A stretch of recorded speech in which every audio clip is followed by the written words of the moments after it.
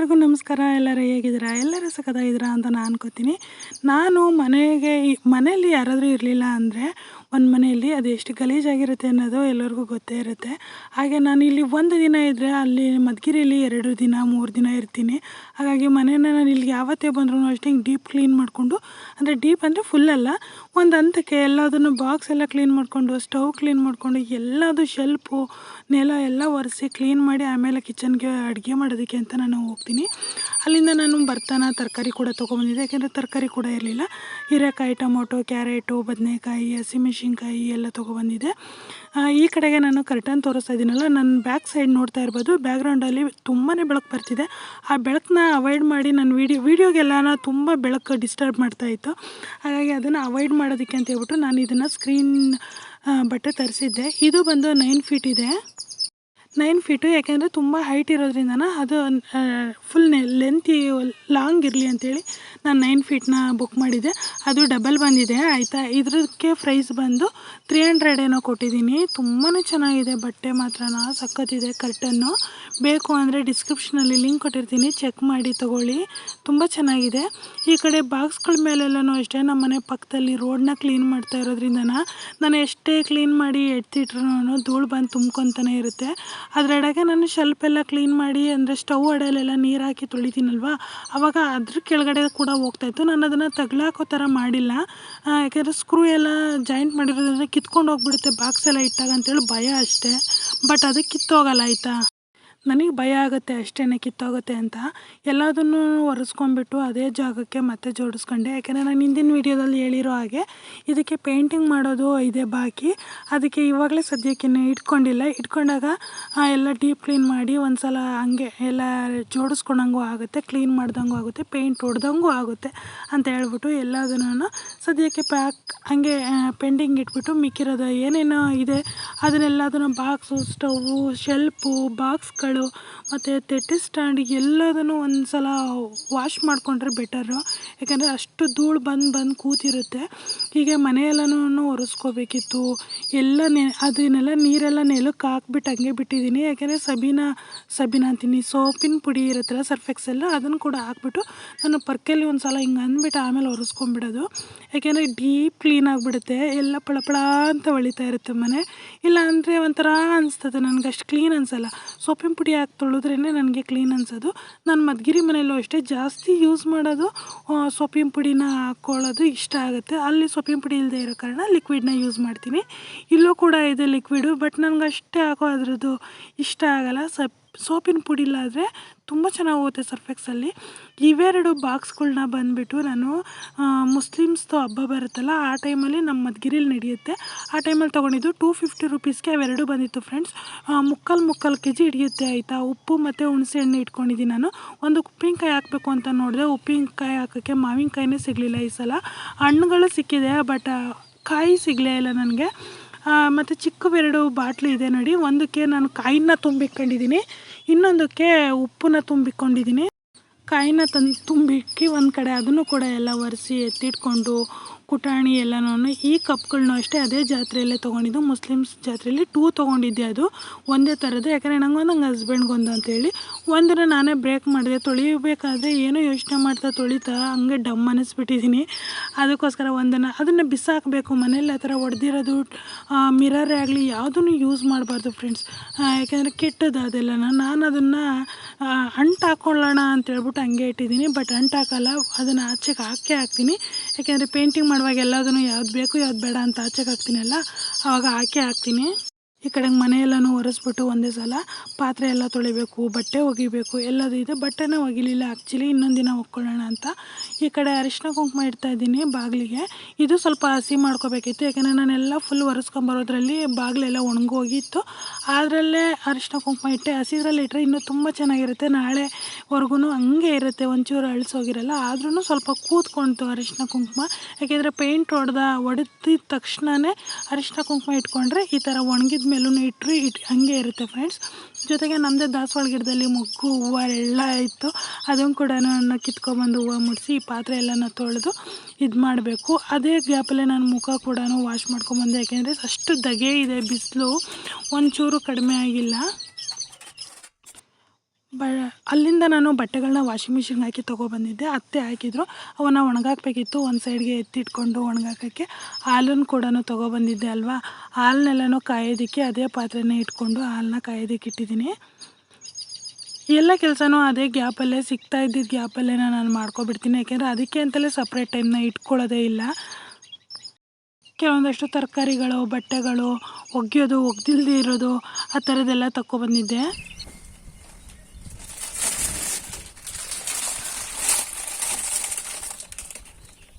Friends, mango ಅದು ಹೆಂಗಿದೆ ಅಂತ ಗೊತ್ತಿಲ್ಲ ಫ್ರೆಂಡ್ಸ್.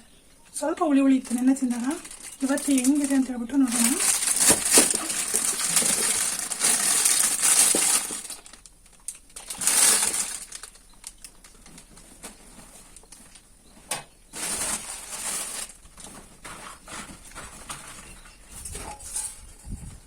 ಮಾವಿನ ಹಣ್ಣು ಫ್ರೆಂಡ್ಸ್,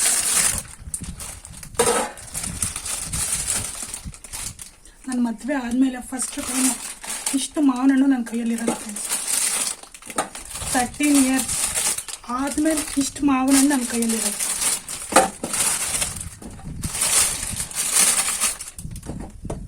ಇಷ್ಟನ್ನು ಇವಾಗ ಇದರಲ್ಲಿ 2 ನಂತರ ಕುಯ್ದು ಇವತ್ತು ತಿನ್ನೋದೆ. ಕುಯ್ತೀನಿ ನೋಡೋಣ, ಉಪ್ಪು ಖಾರ ಹಾಕಿ ಜೊತೆ. ಅಯ್ಯೋ, ಪಿಚ್ಚ ಪಿಚ್ಚ ಅಂತ ಮೆತ್ತಗಾಗಿರುತ್ತಲ್ಲ ಫ್ರೆಂಡ್ಸ್, ಆ ಥರದಂತೂ ತೊಗೊಂಡ್ಲೇಬಾರ್ದು. ಇದು ಫುಲ್ ಆಗಿದೆ, ಹೆಂಗಾಗಿದೆಯೋ ಗೊತ್ತಿಲ್ಲ. ನೋಡೋಣ, ಹಿಂಗೆ ಗಟ್ಟಿ ಇರೋದು ತೊಗೊಂಡ್ರೆ ಪರವಾಗಿಲ್ಲ, ತಿನ್ಬೋದು. ಹುಳ ಇರಲ್ಲ, ಇಲ್ಲಾಂದರೆ ಹುಳ ಬೀಳುತ್ತೆ. ಈಗ ಮಳೆ ಸ್ಟಾರ್ಟ್ ಆಗಿರೋದಕ್ಕೂ ಇನ್ನೂ ಹುಳ ಬಿದ್ದಿರುತ್ತೆ. ಅದನ್ನು ಸೈಡ್ಗೆ ಇಡೋಣ. ಇನ್ನೊಂದು ನೆಕ್ಸ್ಟ್ ವಿಚಾರಕ್ಕೆ ಬರ್ತೀನಿ. ಏನು ಅಂದರೆ, ಇದು ಮೀಶೋದಲ್ಲಿ ನಾನು ಬೈ ಮಾಡಿದ್ದೆ. ತುಂಬ ಚೆನ್ನಾಗಿ ಬಂದಿದೆ. ನಾನು ಹಾಕ್ಕೊಂಡಿದ್ದೀನಿ ಆ್ಯಕ್ಚುಲಿ ಇದೇ ಕಲರ್ದು, ಈಗ ಹಾಕ್ಕೊಂಡಿರೋ ಡ್ರೆಸ್ ಕಲರ್ದು ಒಂದು ಮೆರೂನ್ ಕಲರ್ ಹಾಕ್ಕೊಂಡಿದ್ದೀನಿ. ಪ್ಯಾಂಟು ನೋಡಿ, ಪ್ಯಾಂಟ್ ಕಂಫರ್ಟಬಲ್ ಆಗಂತೂ ಸಖತ್ತಿದೆ ಫ್ರೆಂಡ್ಸ್. ಇದು ಪ್ಯಾಂಟು ಇಷ್ಟು ದಿನ ಎಲ್ಲಿತ್ತೋ ಏನೋ ಗೊತ್ತಿಲ್ಲ, ಬಟ್ ಇವಾಗ ನನಗೆ ಸಿಕ್ಕಿದೆ. ಅದರಲ್ಲಿ ಬ್ಲೂ ಮತ್ತು ಇದು ಗ್ರೀನ್ ಅಂತಾರೆ, ಏನಂತಾರೆ ಗೊತ್ತಿಲ್ಲ, ಮತ್ತು lavender colour, black colour, maroon colour 5 ಬಂದಿದೆ ನನಗೆ. ಕಾಂಬೋ ಆಫರಲ್ಲಿ ತೊಗೊಂಡಿರೋದಾಯ್ತಾ. ಇದರದ ಪ್ರೈಸ್ ಬಂದು 600 ಏನೋ ಇದೆ, 630 ರುಪೀಸು. ಸಖತ್ತಿದೆ ಫ್ರೆಂಡ್ಸ್ ಪ್ಯಾಂಟ್ಗಳು ಮಾತ್ರ. ನನಗೆ ಈ ಕಲರ್ ಅಂತ ಇಷ್ಟ ಆಯ್ತು. ಕಲರ್ ಡ್ರೆಸ್ಸೇ ಇಲ್ಲ, ಬಟ್ ನೋಡಿ ಎಷ್ಟು ಬೇಕಾದರೂ ಸೈಜು ಇದಾಗುತ್ತೆ. ಇದಕ್ಕೆ ತುಂಬಾ ಚೆನ್ನಾಗಿದೆ. ಡಿಸೈನು ಅಷ್ಟೇ ಒಂಥರ ಚೆನ್ನಾಗಿದೆ. ಮನೆ ಹತ್ರ ಹಾಕ್ಕೊಳ್ಳೋದಕ್ಕೆ, ಡೈಲಿ ವೇರ್ಗಂತೂ ಸಖತ್ತಿದೆ. ನಾನು ಇದರಲ್ಲಿ ಸಾಕಷ್ಟು ಸೈಜ್ಗಳು ಅವೈಲಬಲ್ ಇದೆ. ಇಲ್ಲಿ ಈ ಥರ ಕೊಟ್ಟಿದ್ದಾರೆ, ಅದೇನೋ ಯೂಸ್ ಆಗಲ್ಲ. ಎಷ್ಟು ಚೆನ್ನಾಗಿದೆ ಪ್ಯಾಂಟ್ಗಳು, ಎಲ್ಲ ಕಲರ್ ಅಷ್ಟೇ ನೋಡಿ. ಬ್ಲ್ಯಾಕು, ಗ್ರೀನ್ ಕಲರು, ಜೊತೆಗೆ ಬ್ಲೂ ಕಲರು. ಒಂದನ್ನು ನಾನು ವೇರ್ ಮಾಡಿದ್ದೀನಿ ಅಂತ ಹೇಳಿದ್ನಲ್ಲ, ಮೆರೂನ್ ಕಲರ್ ನಾನು ಆ್ಯಕ್ಚುಲಿ ವೇರ್ ಮಾಡಿರೋದು. ಇದು ನೋಡಿ, ಒಂದೊಂದಕ್ಕೆ ಟೈ ಬಂದಿದೆ, ಇನ್ನೊಂದಕ್ಕೆ ಟೈ ಬಂದಿಲ್ಲ. ಇದಕ್ಕೆ ಟೈ ಬಂದಿಲ್ಲ. ಆ್ಯಕ್ಚುಲಿ ಚೆನ್ನಾಗಿದ್ದಾವೆ ಪ್ಯಾಂಟ್ಗಳೆಲ್ಲ. ನಾನು ಲೆಂತಿಯಾಗಿದ್ದಾವೆ. ನನಗೆ ಆ್ಯಕ್ಚುಲಿ ನಾನಿರೋದೇ 5.9 ಏನೋ 8 9 ಇದ್ದೀನಿ. ನನಗೆ ಇದು ಲೆಂತಿ ಆಗುತ್ತೆ ಅಂದರೆ ಗೆಸ್ ಮಾಡಿ ಎಷ್ಟು ಇದರಲ್ಲಿ ಬಂದಿದೆ ಅಂತ ಹೇಳ್ಬಿಟ್ಟು. ಕ್ವಾಲಿಟಿ ವೈಸ್ ಅಷ್ಟು ತುಂಬ ಚೆನ್ನಾಗಿದೆ. ಬೇಕು ಅಂದರೆ ಇದೇ ವಿಡಿಯೋದಲ್ಲಿ ಡಿಸ್ಕ್ರಿಪ್ಷನಲ್ಲಿ ಕೊಟ್ಟಿರ್ತೀನಿ, ಚೆಕ್ ಮಾಡಿ. 5 ಬರುತ್ತೆ ಫ್ರೆಂಡ್ಸ್, ಸಖತ್ತಿದೆ ಕ್ವಾಲಿಟಿ ಮಾತ್ರ. ಫ್ರೆಂಡ್ಸ್, ಈಗ ನಾನು ಕಾಳಿದೆ, 2 ಥರದ ಕಾಳಿದೆ, ಅಲಸಂದೆ ಕಾಳು ಮತ್ತು ಹುಳಿ ಕಾಳು. ಸದ್ಯಕ್ಕೆ ಅಲಸಂದೆ ಕಾಳನ್ನೇ ಹಾಕ್ಬಿಟ್ಟು ಸಾಂಬಾರು ಮಾಡೋಣ ಅಂತ ಅಂದ್ಕೊಂಡಿದ್ದೀನಿ. ಇದ್ರ ಜೊತೆ ಸ್ವಲ್ಪ ಬೇಳೆ ಸೇರಿಸ್ಕೊಂಡ್ರೆ ಚೆನ್ನಾಗಿರುತ್ತೆ ಫ್ರೆಂಡ್ಸ್. ನೆನೆಸ್ಬೇಕಾಗಿತ್ತು, ಬಟ್ ನಾನು ನೆನೆಸಿಲ್ವಲ್ಲ, ಅದಕ್ಕೆ ಹಾಗೆ ಹಾಕ್ಬಿಟ್ಟು ಮಾಡ್ತೀನಿ.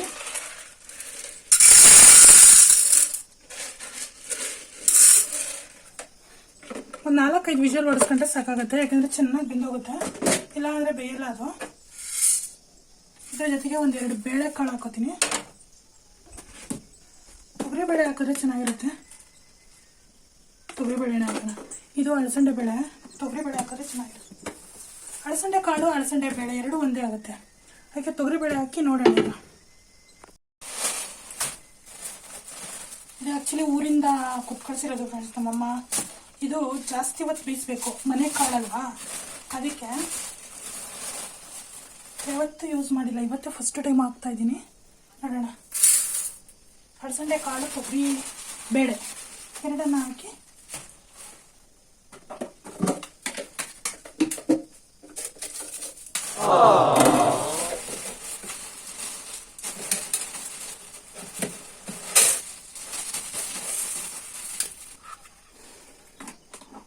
ಒಂದು ಕೆ ಜಿ ಆಲ್ಮೋಸ್ಟ್ ಇದೆ ಫ್ರೆಂಡ್ಸ್. ಯಾಕೆಂದರೆ ಇದು 1 kg ಬಾಕ್ಸ್ ಆಯಿತಾ, ಯಾಕೆ 1 kg ಇದೆ.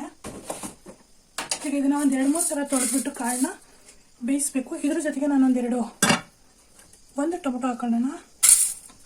ಜೊತೆಗೆ ಎರಡು ಬೇಡ 3 ಹಾಕೋತೀನಿ. 3 ಬದನೆಕಾಯಿನ ಹಾಕಿಬಿಟ್ಟು, ಓಕೆ 4 ಹಾಕಿದ್ದೀನಿ. ಇಷ್ಟು ನಾನು ಇವಾಗ ಚೆನ್ನಾಗಿ ತೊಳೆದು ಬೇಯಿಸ್ಕೊಂಡ್ಬಿಡ್ತೀನಿ ಫ್ರೆಂಡ್ಸ್. ಈಗ ಇಷ್ಟು ನೀರು ಹಾಕೊಂಡಿದ್ದೀನಿ. ಇದಕ್ಕೆ ಇವಾಗ ಉಪ್ಪನ್ನ ಸೇರಿಸ್ಕೋಬೇಕು.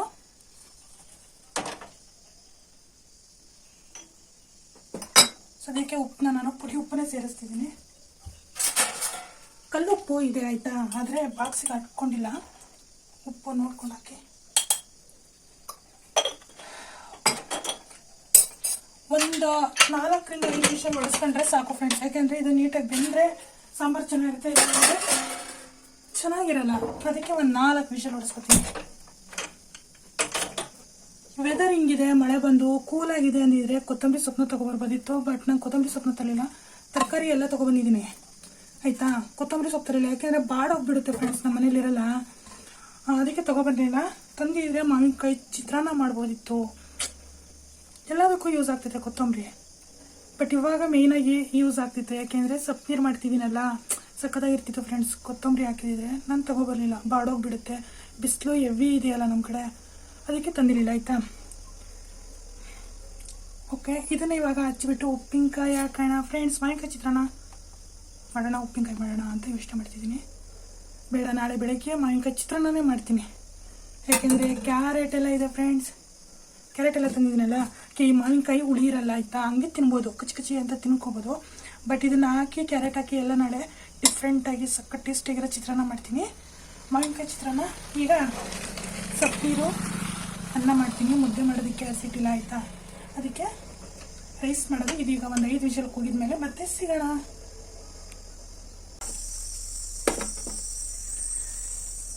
ಫ್ರೆಂಡ್ಸ್, ಈಗ 1-2 ಮಾವಿನಕಾಯಿನ ನೀರಿನಾಗ ಹಾಕಿ ಚೆನ್ನಾಗಿ ತೊಳಿಬೇಕು.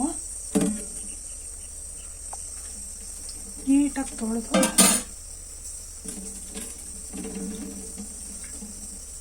ಘಮ ಅಂತಿದೆ ಫ್ರೆಂಡ್ಸ್.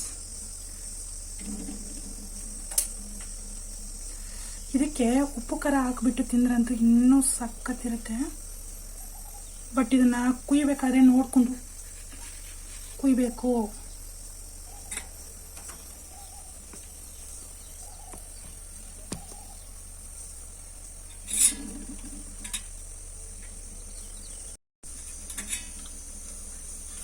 ಹುಳ ಅಂತೂ ಏನೂ ಇಲ್ಲ ಫ್ರೆಂಡ್ಸ್, ಯಾಕೆಂದರೆ ಸ್ವಲ್ಪ ಗಟ್ಟಿ ಇದೆ ಇದು.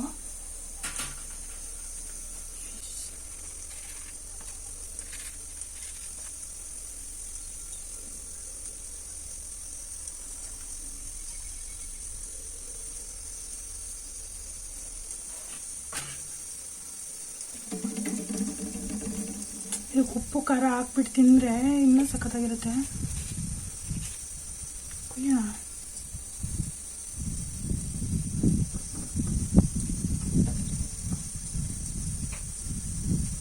ಫ್ರೆಂಡ್ಸ್, ಹೇಳ್ತೀನಲ್ಲ ಹುಳ ಅಂತ ಕಾಣಿಸ್ತಿದ್ಯಾ?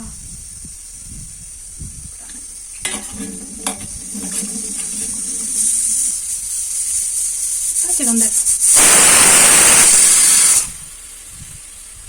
ಈಗ ಇದನ್ನು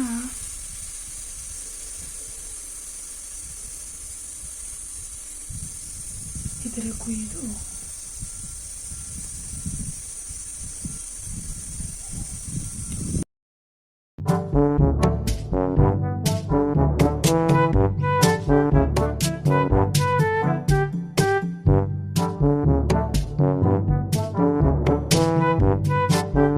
ಉಪ್ಪು ಖಾರನ ಸೇರಿಸ್ಕೊಂಡು ತಿಂತಿದ್ದೀನಿ. ಎಷ್ಟು ಅಂದರೆ ನೆಕ್ಸ್ಟ್ ಲೆವೆಲಲ್ಲಿದೆ ಟೇಸ್ಟ್ ಅಂತೂ. ನೀವು ಏನಾದರೂ ಅನ್ಕೋಬೋದು, ಯಾರಾದರೂ ಹಣ್ಣಿಗೆ ಖಾರದ ಪುಡಿ ಹಾಕೊಂಡು ತಿಂತಾರ ಉಪ್ಪು ಖಾರನ ಅಂತ ಅನ್ಕೋಬೋದು. ಒಂದು ಸಲ ಟ್ರೈ ಮಾಡಿ ನೋಡಿ, ನೀವೇ ಅಡಿಕ್ಟ್ ಆಗಿಬಿಡ್ತೀರ. ಅಷ್ಟು ಅಷ್ಟು ಟೇಸ್ಟಿಯಾಗಿ ಸಕ್ಕತ್ತಾಗಿ ಬಂದಿತ್ತು. ಈ ಕಡೆ ನಮ್ಮ ಮನೆ ಹತ್ರ ರೋಡ್ ಮಾಡ್ತಿದ್ದಾರೆ ಅನ್ನಲ್ಲ, ಆ ರೋಡ್ ಮಾಡಬೇಕಾದ್ರೆ ಅದೊಂದು ಮಿಷನ್ನ ಓಡಿಸಾಡ್ತಿದ್ದಾರೆ. ನಮ್ಮ ಮನೆಯಲ್ಲಿ ಭೂಕಂಪ ಆಗೋ ಥರ ಫೀಲ್ ಕೊಡ್ತಿದೆ. ಯಾಕೆಂದರೆ ಎಲ್ಲದೂ ಟಕ ಟಕ ಟಕ ಟಕ ಅಂತ ಕುಣಿತಾ ಇದೆ ಪಾತ್ರೆಗಳು. ಮತ್ತು ಕೆಲವೊಂದು ಇದು ಬಾಗಿಲುಗಳನ್ನೆಲ್ಲನೂ ಅಷ್ಟೇ ತುಂಬಾ ಸೌಂಡ್ ಬರ್ತಾಯಿದೆ. ಯಾಕೆಂದರೆ ಒಂಥರ ಅದು ಪ್ರೆಷರ್ ಹಾಕಿ ಅದು ರೋಡನ್ನ ಕಲ್ಲು ಎಲ್ಲ ಕೂತ್ಕೊಳ್ಳೋ ಹಾಗೆ ಟಾರ್ ರೋಡ್ ಹಾಕೋದಕ್ಕೆ ಅಂತೇಳಿ ರೆಡಿ ಮಾಡ್ತಿದ್ದಾರೆ. ಎಲ್ಲ ಕೂತ್ಕೊಳ್ಳಿ ಅಂತ ಅವ್ರೇನು ಮಾಡ್ತಾರೆ, ಪ್ರೆಷರ್ ಬಿಟ್ಟು ಅದನ್ನು ಮಿಷಿನ್ ಓಡಿಸಾಡ್ತಿದ್ದಾರೆ. ಅದಕ್ಕೋಸ್ಕರ ಅದೇನು ಮಾಡ್ತಿದೆ, ನನಗೆ ಫುಲ್ಲು ಅಂದರೆ ನಮಗೆ ಹಾರ್ಟ್ ಬೀಟ್ ಜಾಸ್ತಿ ಆಗೋ ಥರ, ನಾವೇ ಕುಣಿತಾ ಇದ್ದೀವೇನೋ ಅನ್ನೋ ಥರ ಫೀಲ್ ಆಗುತ್ತೆ. ಅಷ್ಟು ಪ್ರೆಷರ್ ಕೊಟ್ಟು ಅವ್ರು ಅಷ್ಟು ಮಾಡ್ತಿರ್ತಾರೆ. ಅದಂತೂ ಒಂದು ಸಲ ಮನೆ ಹತ್ರ ಬಂತು ಅಂದರೆ ಮನೆಯಲ್ಲಿ ಬಿದ್ದೋಗ್ಬಿಡುತ್ತೋ ಅನ್ನೋ ಅಷ್ಟು ಭಯ ಆಗುತ್ತೆ. ಈ ಕಡೆಗೆ ನಾನು ಕಾಳನ್ನೆಲ್ಲ ಬೇಯಿಸ್ಕೊಂಡಿದ್ದೆ ಅಲ್ವಾ, ಅದನ್ನೆಲ್ಲ ನಾನು ಬದನೆಕಾಯಿ ಟೊಮೊಟೊ ಹಾಕಿದ್ದೀನಿ. ಬೇಕಿತ್ತು ಅಂದರೆ ಹುಣಸೆ ಹಣ್ಣು ಕೂಡ ಸೇರಿಸ್ಕೋಬೋದು ಫ್ರೆಂಡ್ಸ್. ನಾನಿಲ್ಲಿ ಹುಣಸೆ ಹಣ್ಣನ್ನ ಸ್ಕಿಪ್ ಮಾಡಿ ಟೊಮೊಟೊ ಸೇರಿಸಿದ್ದೀನಿ. ಯಾಕೆಂದರೆ ನಾಟಿ ಟೊಮೊಟೊ ಹುಳಿ ಜಾಸ್ತಿ ಇರುತ್ತೆ ಅಲ್ಲ, ಅದಕ್ಕೋಸ್ಕರ ಅದನ್ನೆಲ್ಲನೂ ಕಾಳೆಲ್ಲ ಬಸ್ಕೊಂಡು ಸ್ವಲ್ಪ ನೀರು ತಗೊಂಡು ಬದನೆಕಾಯಿ ಟೊಮೊಟೊ ಒಂದು ಸೈಡ್ ಎತ್ತಿಟ್ಕೊಂಡು ಅದೇ ಕುಕ್ಕರ್ಗೆ ಸ್ವಲ್ಪ ತೊಳೆದ್ಬಿಟ್ಟು ಆಮೇಲೆ ಅದೇ ಕುಕ್ಕರ್ಗೆ ರೈಸ್ನ ಹಾಕಿ ಇಟ್ಟಿದ್ದೀನಿ. ಮುದ್ದೆ ಮಾಡೋದಕ್ಕೆ ನಮ್ಮ ಮನೆಯಲ್ಲಿ ಮುದ್ದೆದು ಅಂದರೆ ರಾಗಿ ಹಿಟ್ಟು ಖಾಲಿ ಆಗಿತ್ತಲ್ವ, ರಾಗಿ ಹಿಟ್ಟು ಇಲ್ಲದೆ ಇರೋದಕ್ಕೆ ಮಾಡಿರಲಿಲ್ಲ. ಹಾಲು ಕೂಡ ಕಾದಿತ್ತು. ನಮ್ಮ ಮನೆಯವರು ಬೂಸ್ಟ್ ಮಾಡಿಕೊಡು ಅಂದರು. ಅದಕ್ಕೋಸ್ಕರ ಅವರಿಗೆ ಬೂಸ್ಟ್ನ ಮಾಡೋದಕ್ಕೆ ಅಂತೇಳ್ಬಿಟ್ಟು ಒಂದು ಕಡೆ ಹಾಕಿ ಸಕ್ಕರೆ ಮತ್ತು ಬೂಸ್ಟ್ನ ಹಾಕಿಟ್ಟಿದ್ದೀನಿ. ಇನ್ನೊಂದು ಕಡೆ ಹಾಲು ಕಾಯ್ತಿದೆ, ಒಂದು ಕಡೆ ಅನ್ನ ಹಾಕ್ತಿದೆ. ಈ ಕಡೆಗೆ ಬೆಳ್ಳುಳ್ಳಿನ ನಾನು ಜಜ್ಜಿಬಿಟ್ಟು ಸುಲ್ಕೋತೀನಿ. ಏಕೆಂದರೆ ಬೆರಳುನೂ ನೋವಲ್ಲ, ಬೇಗನೂ ಆಗುತ್ತೆ. ಇಲ್ಲಾಂದರೆ ನಾವು ಹಂಗೆ ಡೈರೆಕ್ಟ್ ಸುಲ್ಕೋತೀವಿ ಅಂದರೆ ಚಾಕುವಲ್ಲಿ ಸುಲ್ಕೋಬೇಕಾಗುತ್ತೆ, ಸ್ವಲ್ಪ ಟೈಮ್ ಹಿಡಿಯುತ್ತೆ. ಇದಕ್ಕೆ ನಾನು ಕೊತ್ತಂಬರಿನ ಮಿಸ್ ಮಾಡ್ಕೊಂಬಂದಿದ್ದೆ ಫ್ರೆಂಡ್ಸ್. ಕೊತ್ತಂಬರಿ ಹಾಕಿದ್ರೆ ನೆಕ್ಸ್ಟ್ ಲೆವೆಲಲ್ಲಿರುತ್ತೆ ಸಾಂಬಾರು, ತುಂಬಾ ಚೆನ್ನಾಗಿರುತ್ತೆ. ಇದ್ರ ಸಾಂಬಾರು ಬಂದು ಹಸಿ ಕಾಳಲ್ಲಿ ಮಾಡಬೇಕು, ಇನ್ನೂ ಸಕ್ಕತ್ತಾಗಿರುತ್ತೆ. ನಾನಿಲ್ಲಿ ಒಣಕಾಳಲ್ಲಿ ಮಾಡಿರೋದು. ಯಾಕೆಂದರೆ ಅಮ್ಮ ಊರಿಂದ ಕೊಟ್ಟು ಕಳಿಸಿದ ಕಾಳು ಹಂಗೆ ಇತ್ತು, ಹಂಗೆ ಜಾಸ್ತಿ ದಿನ ಬಿಟ್ಟರೆ ಹುಳ ಆಗಿಬಿಡುತ್ತೆ ಅದು. ಅದಕ್ಕೋಸ್ಕರ ನಮ್ಮನೆಯವ್ರಿಗೆ ಬೂಸ್ಟ್ ಕೂಡ ಮಾಡಿ ಹಾಲೆಲ್ಲ ಕಾದ್ಮೇಲೆ ಕೊಟ್ಟೆ ಅವ್ರಿಗೆ. ನನಗೆ ಆ ಥರ ಹಾಲು ಆ ಥರ ಎಲ್ಲ ಕುಡಿದ್ರೆ ಹೆಂಗಾಗುತ್ತೆ ಅಂದರೆ ಕಫ ಕಟ್ಟಿಬಿಡುತ್ತೆ. ಆದಷ್ಟು ಹಾಲನ್ನ ಕುಡಿಯೋದನ್ನ ಕಡಿಮೆ ಮಾಡಬೇಕು. ನೀವು ಯಾರಾದರೂ ಕುಡಿತಿದ್ರೆ ಮಕ್ಕಳಿಗೆ ನೀರು ಹಾಕದೆ ಕೊಡ್ತಿದ್ರೆ ಆ ಥರ ಮಾಡಬೇಡಿ ಆಯಿತಾ. ಯಾಕೆಂದರೆ ಆರೋಗ್ಯ ಮಕ್ಕಳಿಗೂ ಅಷ್ಟೇ ಕಫ ಕಟ್ತು ಅಂದರೆ ತುಂಬಾ ಕಷ್ಟ ಆಗಿಬಿಡುತ್ತೆ, ದೊಡ್ಡವ್ರಿಗೂ ಕಟ್ಟುತ್ತೆ. ನನಗಂತೂ ಒಂದು ದಿನ ಕುಡಿದಿದ್ದೀನಿ ಅಂದರೆ ಮತ್ತೆ ನಂಗೆ ನೆಕ್ಸ್ಟ್ ಬೆಳಿಗ್ಗೆ ನನಗೆ ಒಂಥರ ಗಂಟ್ಲಲ್ಲೆಲ್ಲನ ಎದೆಲೆಲ್ಲನ ಕಫ ಸೇರ್ಕೊಂಡ್ಬಿಡುತ್ತೆ. ಈ ಕಡೆ ನಾನು ಇದನ್ನು ಕುಟ್ಟೋದಕ್ಕೆ ಅಂತ ಹೇಳ್ಬಿಟ್ಟು ಅದನ್ನು ಕೈಯಲ್ಲಿ ಕಿವುಚಬೇಕು ಆಯಿತಾ. ನಾನೇನು ಮಾಡಿದ್ದೀನಿ ಅಂದರೆ ಕುಟಾಣಿಯಲ್ಲಿ ಕುಟ್ಕೋತಾ ಇದ್ದೀನಿ. ಅದಕ್ಕೆ ಸ್ವಲ್ಪ ಕಾಳನ್ನು ಕೂಡ ಸೇರಿಸ್ಕೋಬೇಕು. ಬೆಳ್ಳುಳ್ಳಿ ಹಸಿಮೆಣ್ಸಿನ್ಕಾಯಿ ಕೊತ್ತಂಬರಿ ಎಲ್ಲದನ್ನು ಸೇರಿ ಕುಟ್ಟುತ್ತಾ ಇದೆ. ಅದರಲ್ಲಿ ಸಾಂಬಾರು ಊಟ ಮಾಡಿದ್ದೀವೇನೋ ಅನ್ನೋ ಫೀಲ್ ಬರುತ್ತೆ. ಅದ್ರ ಘಮ, ಬೆಳ್ಳುಳ್ಳಿ ಮತ್ತು ಕೊತ್ತಂಬರಿ ಹಸಿಮೆಣ್ಸಿನ್ಕಾಯಿದು ಘಮನೇ ಬೇರೆ. ಸಾಂಬಾರಂತೂ ಸಖತ್ ಟೇಸ್ಟಿಯಾಗಿರುತ್ತೆ. ಈರುಳ್ಳಿ ಟೊಮೊಟೊ ಬದನೆಕಾಯಿನ ಹಾಕ್ಬಿಟ್ಟು ಕಿವುಚಿ ಕಾಳನ್ನ ಸ್ವಲ್ಪ ಸೇರಿಸ್ಕೋಬೇಕು. ಟೇಸ್ಟ್ ಅಂತೂ ನೆಕ್ಸ್ಟ್ ಲೆವೆಲ್ ಅಂತಲೇ ಹೇಳ್ಬೋದು. ಒಂದು ಸಲ ಟ್ರೈ ಮಾಡಿ. ನಮ್ಮ ಶಿರಾ ಸೈಡು ಅವರಾದರೆ ಇದು ಪಕ್ಕ ಇದ್ದೇ ಇರುತ್ತೆ. ಯಾಕೆಂದರೆ ಕಾಳು ಸೀಸನಲ್ಲಂತೂ ಎನಿ ಟೈಮ್ ಅಂದ್ಕೊಂಬಿಡಿ, ಬೆಳಿಗ್ಗೆ ಸಂಜೆ ಮಧ್ಯಾಹ್ನ ಎಲ್ಲ ಟೈಮಲ್ಲೂ ಇದೇ ಮಾಡಿಬಿಡ್ತೀವಿ. ನಮ್ಮ ಕೆಂಚಪ್ಪನಹಳ್ಳಿ ಸೈಡ್ ಶಿರಾ ಸೈಡ್ ಅಂತೂ ಜಾಸ್ತಿನೇ ಮಾಡ್ತೀವಿ ಈ ಥರ. ಈ ಕಡೆ ನಮ್ಮತ್ತೆ ಮನೆಯಲ್ಲೂ ಮಾಡ್ತಾರೆ, ಬಟ್ ಅಷ್ಟೊಂದಿಲ್ಲ ಆಯಿತಾ. ದುಡ್ಡು ಕೊಟ್ಟು ತೊಗೊಬರೋದಲ್ವಾ, ಹಾಗಾಗಿ ಅಷ್ಟೊಂದೇನು ಮಾಡಲ್ಲ. ಒಂದು ಕಾಳಿದ್ರೆ ಒಂದು ಕಾಳಿದ್ರೆ ಮಾಡ್ತೀವಿ. ಅದೇ ಗ್ಯಾಪಲ್ಲೇ ನಾನು ಅನ್ನ ಕೂಡ ಇಟ್ಟಿದ್ದೆ. ಅನ್ನ ಕೂಡ ಒಂದೆರಡು ಕೂಗಿಸ್ಕೊಂಬಿಟ್ಟೆ ಇವತ್ತು. ಒಂದೇ ಕೂಗ್ಸೋದಾಯ್ತಾ. ಜೊತೆಗೆ ಅನ್ನಕ್ಕೆ ಇಟ್ಕೊಂಡು ಕಾಳನ್ನ ಒಗ್ಗರಣೆ ಕೂಡ ಹಾಕೋಬೋದು. ನಾನು ಹಾಕಿರಲಿಲ್ಲ. ಕಾಳನ್ನ ಒಗ್ಗರಣೆಗೆ ಹಾಕಿದ್ರೂ ಚೆನ್ನಾಗಿರುತ್ತೆ, ಕಾಯಿ ತುರಿ ಹಾಕಿ. ಮತ್ತೆ ನಾಳೆ ಸಿಗೋಣ.